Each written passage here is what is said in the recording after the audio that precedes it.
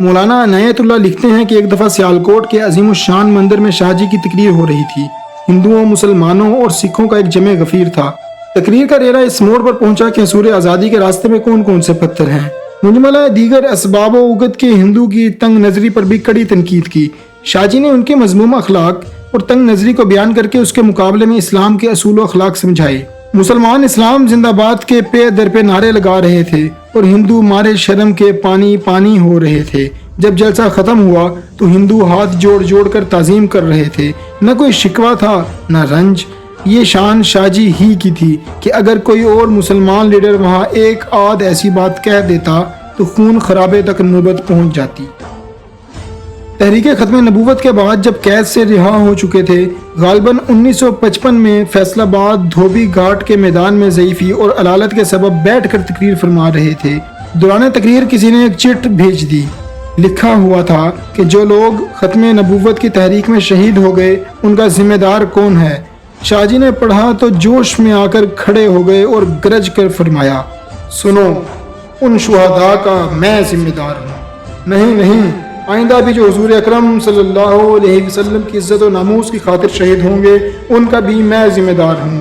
میں کوئی مدودی ہوں کہ مکر جاؤں؟ تم بھی گواہ رہو۔ اور پھر آسمان کی طرف منہ کر کے فرمایا، اے اللہ تو بھی گواہ رہنا، شہداء کا میں خود ذمہ دار ہوں، اور جب تک یہ مسئلہ حل نہیں ہوتا، اگر میں زندہ رہا اور موقع ملا تو پھر ایسا ہی کروں گا۔ اگر کل مسلمان حضور صلی اللہ علیہ وسلم کے جوتے کے ایک تسمے پر قربان ہو جائیں تو پھر بھی حق ادا نہیں ہوگا۔ ان جملوں سے سامعین تڑپ اٹھے، لوگ دھاڑے مار مار کر رونے لگے اور ختم نبوت زندہ باد کے فلک شگاف نعروں سے فضا گونج اٹھی۔ رفیق احمد بتاتے ہیں کہ ہم 3 ساتھی شاہ جی کی خدمت میں ملتان گئے۔ دوپہر کا وقت تھا۔ پہنچے تو شاہ جی اور قاضی احسان احمد صاحب شجاع آبادی کھانا کھا رہے تھے۔ الیک سلیک کے بعد شاہ جی نے پوچھا، کھانا کھاؤ گے؟ میں نے عرض کیا، ضرور کھائیں گے۔ شاہ جی خود اندر تشریف لے گئے۔ چند منٹ گزرے تھے کہ ایک آدمی 10-12 روٹیاں اور بھنا ہوا مرغا لے کر آ گیا۔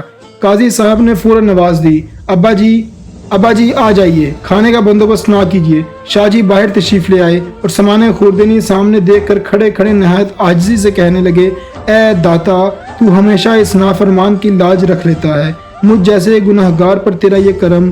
اے اللہ، میں تو فقط گندگی کا ڈھیر ہوں جس پر تیرے یہ بے شمار احسانات ہیں۔ عجیب کیفیت میں دیر تک کھڑے اپنی عاجزی اور اللہ کے شکر کا اظہار کرتے رہے۔ ہم کھانے میں مشغول ہو گئے تو فرمایا، اب سناؤں اصل بات۔ میں جب کھانا لینے اندر گیا تو اندر سے صاف جواب ملا کہ اب تو کچھ بھی نہیں کہ مہمانوں کو کھلا سکے۔ پریشان ہو کر جیب میں ہاتھ ڈالا ہی تھا کہ دیکھوں دکان سے بھی کچھ آ سکتا ہے یا نہیں۔ اتنے میں قاضی تو نے آواز دے دی۔ جب دیکھا تو پروردگار نے خود بندوبست کر دیا تھا کہ اس کی گدا نوازیاں ہیں۔ ایک دفعہ راکب الحروف ملتان گیا، دفتر ختم نبوت میں قیام کیا۔ صبح ناشتے سے فارغ ہو کر شاہ جی کی خدمت میں حاضر ہو گیا۔ چارپائی پر شاہ جی تشریف فرما تھے۔ اٹھ کر ملے، پھر فرش پر ہی نشست جما لی۔ فرمایا، بہت اچھا ہوا کہ تم آ گئے، کچھ وقت اچھا گزرے گا۔ ادھر ادھر کی باتیں ہو رہی تھی کہ تھوڑی دیر بعد کچھ اور لوگ بھی آئے۔ بھائی عطاء المحسن بخاری نے مجھ سے کہا، بھائی جان اب تو کچھ سنا دو۔ شاہ جی نے مسکرا کر فرمایا، بھائی اسی خاطر تو میں اس کی طبیعت کو تیار کر رہا تھا، تم نے میری دل کی بات کہہ دی۔ ہاں گیلانی، کوئی غزل ہو جائے۔ خیر، میں تعمیل ارشاد میں کافی دیر تک غزلیں سناتا رہا۔ شاہ جی دل کھول کر داد دیتے رہے اور خود بھی اردو، فارسی، عربی کے اشعار موقع و مناسبت سے ارشاد فرماتے رہے۔ اسی دھن میں کافی وقت گزر گیا۔ بھائی عطاء المحسن بخاری کو کسی کام کے لیے کچہری جانا تھا، وہ اٹھ کر چلے گئے۔ شاہ جی نے فوراً فرمایا، بھائی گیلانی تم اچھے آئے، 11 بجنے کو آ گئے، میں نے ابھی تک ناشتہ بھی نہیں کیا اور نہ ہی تمہیں پوچھا۔ یہ کہہ کر اندر آواز دی۔ ایک بچے سے کہا کہ بیٹا اندر جا کر کہو آج ہمیں کچھ ناشتے کے لیے نہیں ملا، ہم نے مانگا نہیں تو انہوں نے بھیجا بھی نہیں، دیکھنا کہہ دینا شیخ پورہ سے گیلانی آئے ہوئے ہیں۔ بچہ تھوڑی دیر کے بعد چائے لے کر آ گیا۔ شاہ جی نے کپڑا اٹھایا تو صرف چائے تھی، کھانے کو ساتھ کچھ بھی نہیں تھا۔ فرمایا، بیٹا کھانے کو کچھ نہیں؟ بچہ چلا گیا اور واپس آ کر جواب دیا کہ کھانے کو تو کچھ موجود نہیں۔ فرمایا، بیٹا ان سے کہو رات کا تھوڑا سا باسی ٹکڑا ہو تو وہی بھجوا دے۔ لڑکا پھر خالی ہاتھ آیا اور کہا وہ بھی نہیں ہے۔ شاہ جی نے کہا کپ میں انڈیلا ہی تھا کہ ایک بوڑھا شخص میلے اور پھٹے ہوئے کپڑے پہنے وارد ہوا، ہاتھ میں ایک کپڑے میں کچھ لپٹا ہوا تھا۔ آتے ہی شاہ جی کے حوالے کر دیا۔ شاہ جی نے کھولا تو کھجوریں تھیں، سامنے رکھ لیں، پھر ریش مبارک کو ہاتھ میں پکڑا اور آبدیدہ ہو کر فرمایا، کھا او کتے، खा। इतनी जल्दी मायूस हो जाता है, अगर अंदर का दरवाजा बंद हो गया तो बाहर का तो खुला है। शाहजी के इस अंदाज को देखकर मेरे भी आंसू निकल पड़े। फिर कुछ खजूरें रखकर बाकी अंदर भिजवा दी। शाहजी ने बाबा से पूछा, साईं चाय पियोगे? उन्होंने मुल्तानी में कहा, जरूर पीऊंगा। शाहजी ने चाय बनाकर दी। वो पी रहे थे, इतने में खजूरों वाला कपड़ा अंदर से खाली होकर आ गया। शाहजी ने कपड़ा लेकर इसके चारों कोनों को टटोला, फिर बाबा से मुखातिब होकर पूछा, आज कुछ भी नहीं? बाबा ने कहा, क्यों, कुछ चाहिए?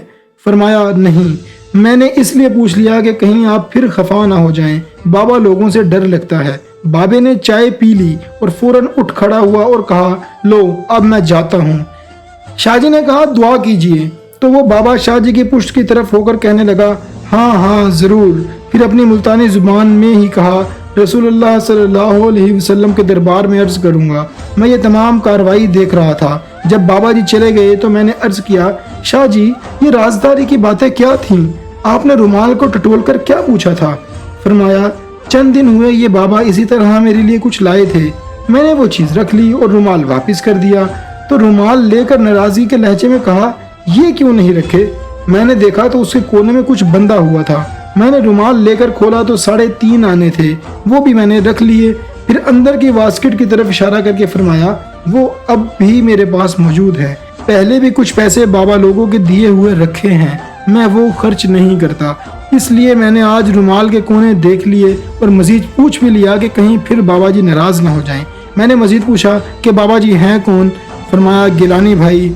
ये बाबा लोग ऐसे ही होते हैं, उनका अता पता किसे मालूम, बस मुझ पर मेहरबान हैं। कभी कभी इस तरह ज़ियारत हो जाती है।